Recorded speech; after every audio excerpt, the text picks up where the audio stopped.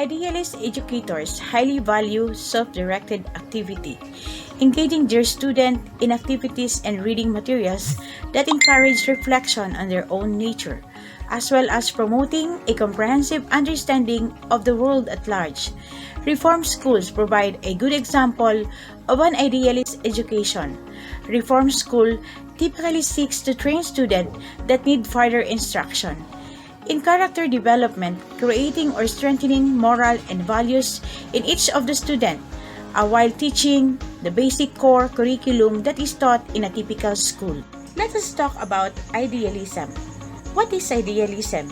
Idealism in philosophy is any view that stresses the central role of ideal or the spiritual in the interpretation of experience. It may hold that the world or reality exists essentially as spirit of consciousness, that abstractions and laws are more fundamental in reality than sensory things, or at least that whatever exists is known dimensions that are chiefly mental, true, and as idea. The development of modern idealism. René Descartes, 1596 to 1650. René Descartes is a French philosopher, mathematician, and scientist. Was born in the province of Touraine and was educated at the Jesuit college. He served in the armies of two nobles and traveled widely. Money from the inheritance and from patrons enabled him to devote most of his life to study. From 1625 to 1649, he led a quiet scholarly life in the Netherlands and there produced most of the philosophical writings. His philosophy became known as the Cartesian philosophy. Descartes wanted to feed truth through the use of reason alone. He sought knowledge by starting with a single proposition that reasons would establish and no one can doubt.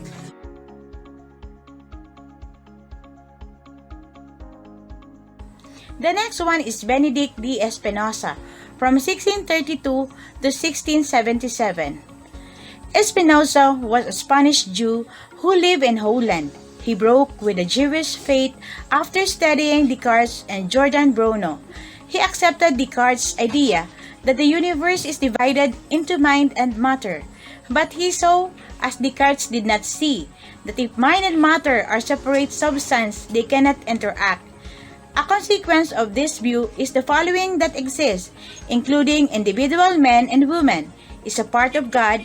In God, quiet literally, we live and move and have our being. According to him, if mind and matter are separate substances, they cannot interact. He believed that there is unchanging existence, an abiding existence, somebody undergirding all things. He held that people's highest happiness consists in coming to understand and appreciate the truth that they are tiny parts of an inclusive, pantheistic God. Pantheism believes that all is God and God is all. Gottfried Wilhelm von Leibniz, 1646 to 1716. Leibniz was a German scholar, mathematician, and philosopher. The characteristic of his philosophy is in his concept of monadism, monadology or Leibnizism. In his philosophy, each person or thing is a monad, a completely separate being, whose existence in his harmony with God and is separate from outer experience. A spirit has all the powers of souls and simple monads, but has in addition the power of reason. God is monad of the last type according to him. According to him, there are different monads. Simple monads are those which have only the most general perception and desires. George Berkeley, 1685-1753. Berkeley was born in Kilkenny, Ireland, probably the only child of his father's first wife. He was educated there and spent most of his professional life as a minister. As an Anglican bishop and philosopher, he was deeply religious who tried to reconcile the science of his day with the doctrines of Christianity. While still a young man, he developed most of his innovative ideas, writing a number of treatises on philosophy, including the philosophy of human knowledge. The idealist Element and Berkeley's Carly need to point it out in summary. Number 1. The world as we experience it depends on our perceiving consciousness. 4. Number 2. Its existence in the form in which we know it. This being the character of knowledge, the necessary substratum. He called an idealist because he held that things are mind-dependent but did not believe that things are dependent for their existence on human mind. Things exist even where nobody is perceiving them because they are being taught about the God. Immanuel Kant, 1724 to 1804. Ethical values. There are universal moral laws. Man has a feeling of obligation to act in obedience to these moral laws. It is possible for an individual to act purely out of desire or intention to do good to fulfill the moral law. The immortality of the soul. Belief in the existence of God. George Hegel, 1770 to 1831. Hegel was born in Stuttgart, Germany, and led a rather uneventful life as a youth, receiving his education until the age of 18 in his native city. He then went to the University of Tübingen and majored in theology, graduating in 1793. He showed no promise as a budding philosopher, according to his professor. For the next 5 years, he worked as a tutor with little economic success. He continued to study, and after receiving a small inheritance from his father, his effort became more successful. For a while, he was a lecturer at the University of Jena, then rector of secondary school until 1816, was a professor at the University of Heidelberg for the 2 years, and in 1818 became a professor of philosophy at the University of Berlin, and there became a prominent and an overriding figure in philosophy. The three major aspects of his system are logic, nature, and spirit. Logic is the striking characteristic of his philosophy. He thought he had developed a perfect logical system which supposedly corrected the inadequacies of the Aristotelian logic. The word dialectic best fits Hegel's logic. This has been portrayed as rather mechanical warring between thesis and antithesis, resulting in a synthesis Hegelian triad. To Hegel, history showed this movement just as much as logical thought process. It is as if the whole universe is moving toward completion and wholeness. Those familiar with the thought of Karl Marx will note similarities with those of Hegel. This system led to the glorification of the state at the expense of the individual.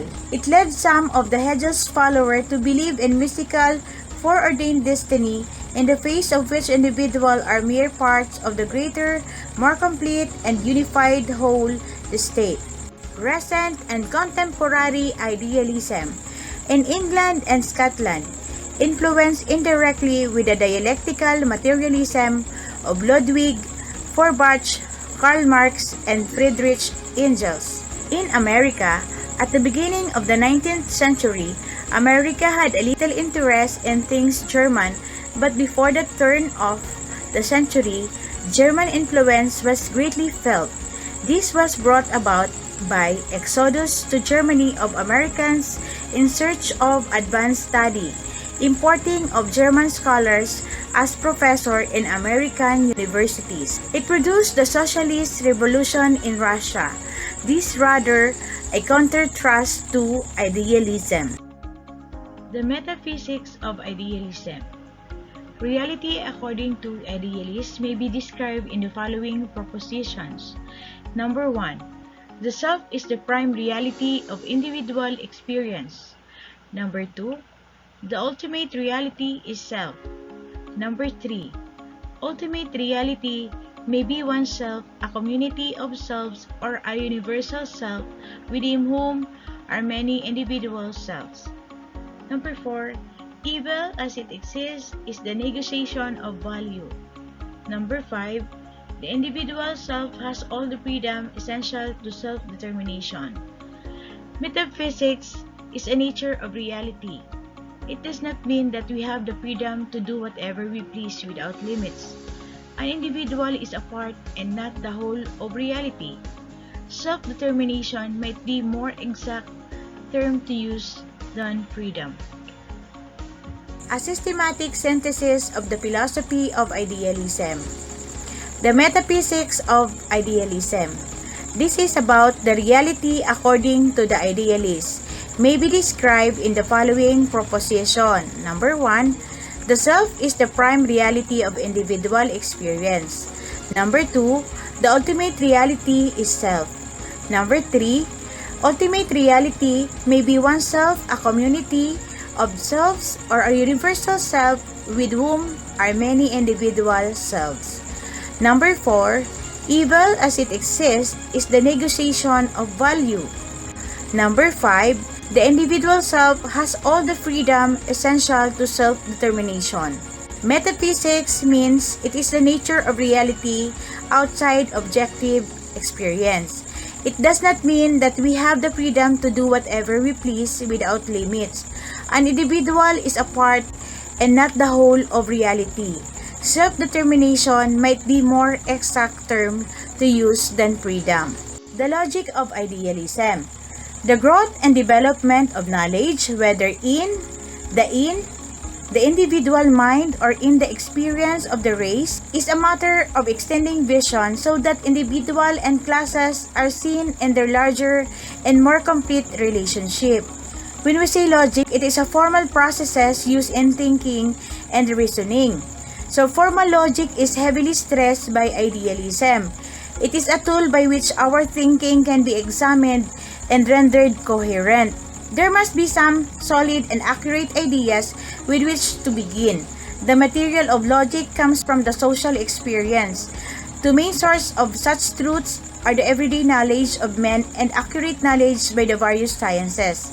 Creighton says that whether inductive or deductive logic is used, they are similar, that in both seek to discover the common bonds linking object and events as such. They both try to discover the logical relation by which things and group of things are tied together.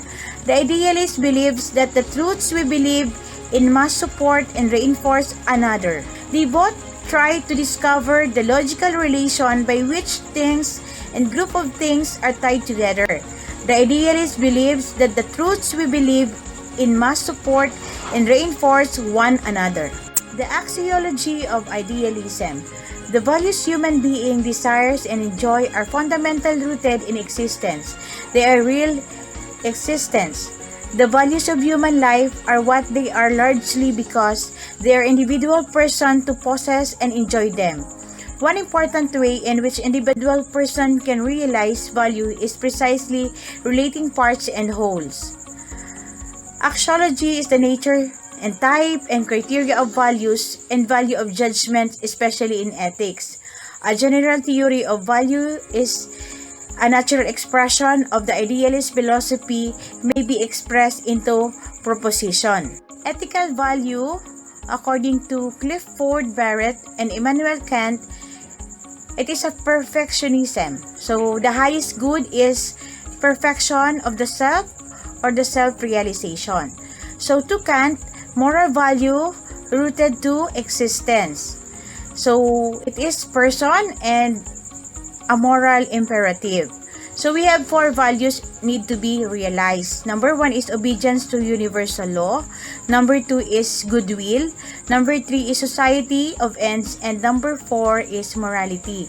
So ethics deals with ideas about what is good and what is bad behavior. In philosophical standpoint, it deals with what is morally right or wrong.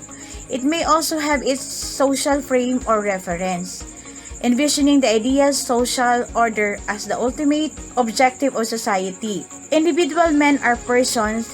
He is mind, personality, soul, a spiritual being, having potentials higher in quality and ultimate worth than are found in any form of existence. In every man, there is an imperative to do good which is innate. According to Kant's maxim, act only on those principles which you are willing and should become universal moral laws. Obey the moral laws. So live to treat people as person. Live as true you yourself are a member of an ideal society of ends. Aesthetic value, according to Arthur Schopenhauer, it is the chief trouble of the world is that it is individuated. Knowledge of the object, existence for a moment as a will-less object, so not as individual, receiving the impression of ideas which are being the phenomenal world.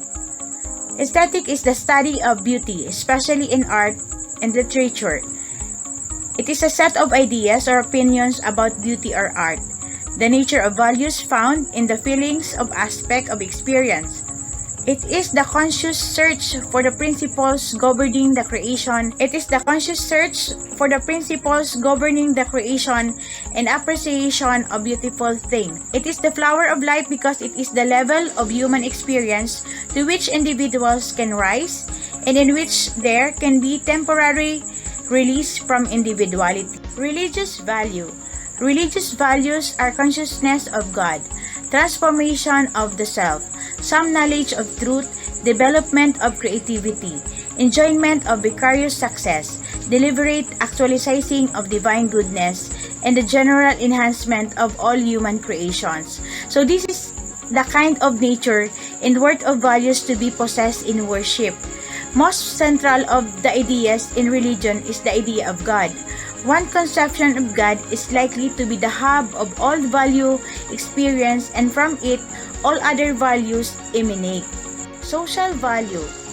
So it means a society is not an aggregate of collection of individuals. It is an organism in which individuals participate. The idealist suggests that the overall principles of social value is that the part-whole relation. There is an appropriate and acceptance place for every individual, group, institution, and segment.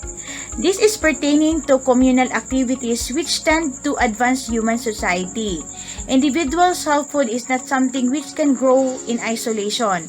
It is given birth through social progress and comes into actual self-realization only in relation with society as its medium of nurture and development.